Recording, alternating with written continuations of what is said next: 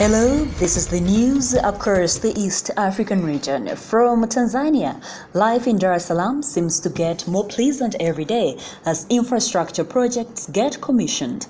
The latest is the Tazara flyover, which has suddenly decongested one of the city's oldest traffic jam spots. This comes at the same time as city and petroleum sector authorities announced the decision to convert all the buses plying the city routes to natural gas, which is abundant in the country, a move that is expected to drastically reduce the cost of transport in the city. Let's move on to Burundi. Burundi has threatened to quit the United Nations Human Rights Council following the release of a report incriminating the government in human rights abuses. Will Nyamitwe, who is President Pierre Nkurunziza's advisor, is quoted by Reuters saying that if the country does not get treatment from the UN Council, then it reserves the record to terminate its membership. Moving on to Kenya, a Kenyan politician who once had more spending money than anybody in the country has been arrested for failure to pay a debt of 20 million shillings, which equals about $200,000. The former MP for Lugara lost to fame in the early 90s as President Moi's supporter who was mobilizing his fellow youth, and he had so much spending money that the country's then largest banknote of 200 shillings came to be popularly known as the Jirongo.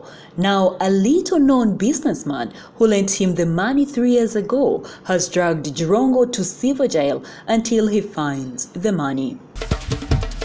News in Uganda, a Ugandan inventor with several scientific innovations to his name has passed on in Kampala. Professor Moses Musazi is mostly known for inventing the biodegradable marker pads, a sanitary pad made out of papyrus, which has saved many teenage girls for dropping out of school because of the onset of menstruation.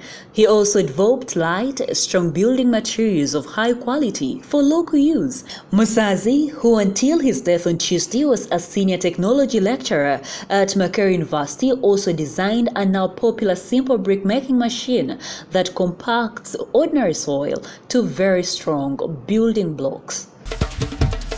Finally, from southeast Sudan, many South Sudanese women are abandoning their newly born babies, whom they conceived on being raped by soldiers.